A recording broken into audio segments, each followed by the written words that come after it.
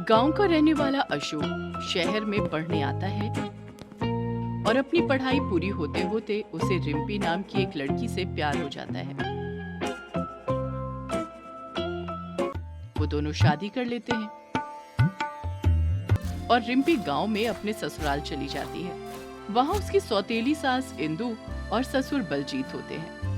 अशोक की माँ कावेरी को मरे हुए 2 साल हो चुके थे, जिसके बाद उसके पिताजी ने इंदु से शादी कर ली। ये गोबर हर तरफ क्यों लीप रही हो माँ जी? आंगन में हर तरफ ना लीपूं तो फिर क्या तेरे मुंह पर लीपू कलमुही कहीं की? जा जाकर पानी ला हैंडपंप से। ओफो, अब हैंडपंप में 100 घंटे खड़े रहकर वहां से पानी लाओ।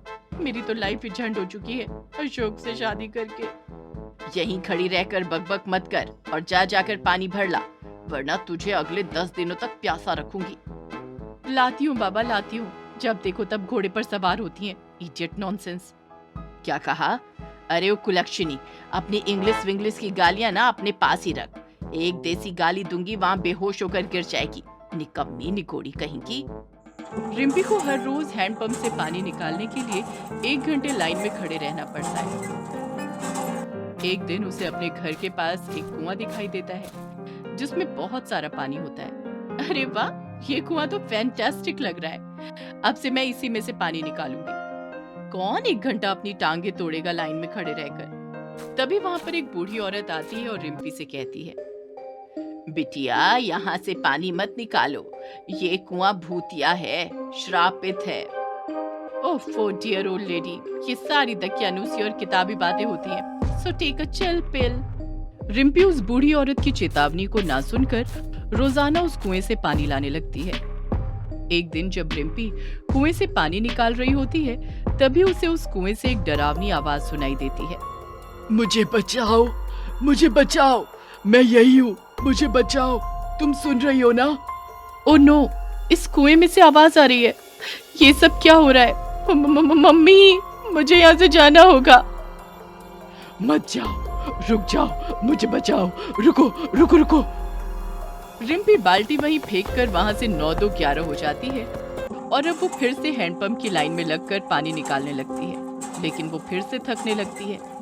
यार, इस हैंडपंप और इस लाइन की ऐसी की तैसी, मुझसे नहीं हो रहा ये। अब मैं जा रही हूँ उस कुएं के पास फिर से। रिम्पी फिर से उस कुएं के पास जाती है। जब वो कुएं में से बाल्टी खींचती है, तभी बाल्टी में पानी की जगह ढेर सारे कंकाल बॉडी पार्ट्स आते हैं। ये देखकर रिम्पी की रूह कांप जाती है। रिम्पी वहां से भागने की कोशिश करती है कि तभी कुएं में से एक बूढ़ी चुड़ैल बाहर निकलती है और वो रिम्पी का हाथ पकड़कर उसे रोक लेती है। रुक जाओ रिम्पी। छोड़ो मुझे, जाने दो मुझे। रिम्पी, मेरी बहू, रुक जाओ। बहू?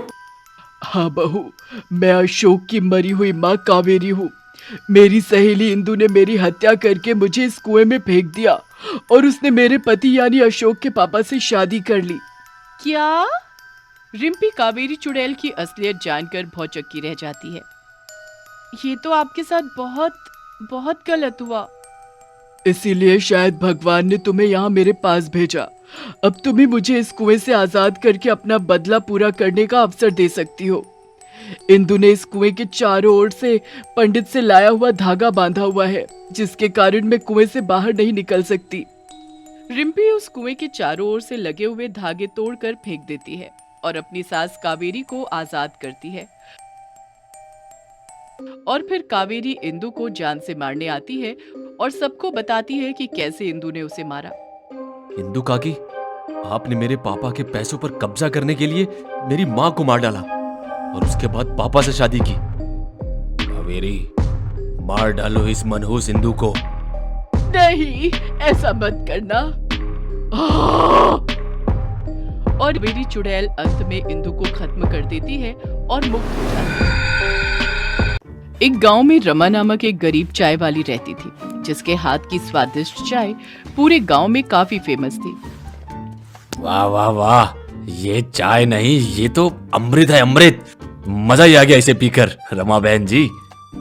सच में ऐसी चाय पूरे गांव में तो क्या, पूरी दुनिया में कोई नहीं बनाता होगा। धन्यवाद जी, धन्यवाद। वहीं उसी गली में 2 सास बहू कम्मू और जानवी भी चाय बेचते थे, लेकिन उनकी चाय की इतनी बिक्री नहीं होती थी, जिस कारण वो रमा से बहुत जलते थे। आग लगे इस रमा की चाय को। अरे पता नहीं ऐसे कौन से हीरे मोती जड़े हुए हैं इसकी चाय में, जिसे देखो वो इसके हाथ की बनी चाय के पीछे लट्टू हो जाता है। जानवी बहू, हमें इस गरीब गवार चाय वाली का कुछ तो करना होगा, वरना इसके होते हुए हम दोनों कभी भी चाय नहीं बेच पाएंगे, और ऐसे ही हमें हमारे ठेले पर लॉकडाउन लगाना होगा। आप एकदम सही कह रही हो माँ जी। कम्मू और जानवी दोनों सास बहू जलन के मारे एक दोपहर चुपके से रमा की चाय में जानलेवा मिल्क पाउडर डालते हैं, जिसे पीने के बाद कई सारे ग्राहकों को बहुत गंभीर बीमारी हो जाती है और आधा गांव बीमार पड़ जाता है। चुप हो जाओ तुम। तुम्हारी वजह से ही मेरी बेटी इतनी बुरी तरह बीमार पड़ चुकी है। गांव वालों, मुझे तो लगता है कि हमें इस रमा चाय वाली को मार मार कर इस गांव से भगा देना चाहिए।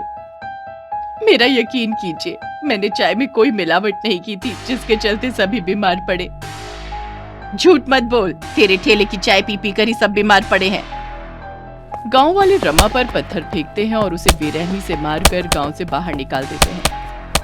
रमा रोते रोते रास्ते पर चल रही होती है कि तभी वहां घने अंधेरे में सामने से एक बड़ा ट्रक आता है और रमा को ठोकर और रमा वहीं मर जाती है।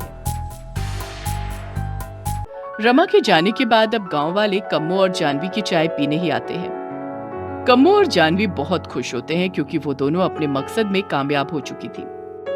बहू, हमारा आइडिया काम कर गया और अब हम चाय बेच बेच कर प्रधानमंत्री बन जाएंगे। प्रधानमंत्री ही क्यों, हम तो करोड़पति बनेंगे। हमने उस रमा की चाय में मिलावट की और सारा इल्जाम उसी पर गया। कम्मू और जानवी दोनों हंसी रही होती हैं कि तभी अचानक वहां पर रमा चुड़ैल बनकर आ जाती है और रमा को उसके खौफनाक चुड़ैल रूप में देखकर कम्मू और जानवी के होश उड़ जाते हैं। ओ तेरी, ये रमा तो चुड़ैल बनकर आई है। चुड़ैल बनकर नहीं, रमा अब तुम दोनों की मौत बनकर आई है, लेकिन तुम दोनों को मैं आसान मौत नहीं दूंगी। तुम दोनों ने मेरे साथ इतना गलत किया, क्या बिगाड़ा था मैंने तुम दोनों निकोड़ियों का, लालचियों, कमीनियों। रमा गुस्से से अपनी चुड़ैल शक्तियों से सास बहू को बार बार उठा उठा कर पटकती है। हमें माफ कर दो रमा, बहुत बड़ी गलती हो गई हमसे। अब तुम दोनों पूरे गांव के सामने जाकर अपने गुनाह को कबूल करोगी और खुद को कानून के हवाले करोगी, वरना मुझे अच्छी तरह आता है सबको ठिकाने पर लगाने। नहीं, हम तुम जैसा बोल रही हो वैसा ही करेंगे। हाँ। कम्मू और जानवी चुड़ैल की धमकी के चलते पूरे गांव को अपना गुनाह बताते हैं और खुद को कानून के हवाले कर देते हैं। गांव वाले रमा चुड़ैल से माफी मांगते हैं और वो सभी गांव वालों को माफ करके मुक्त हो जाती है।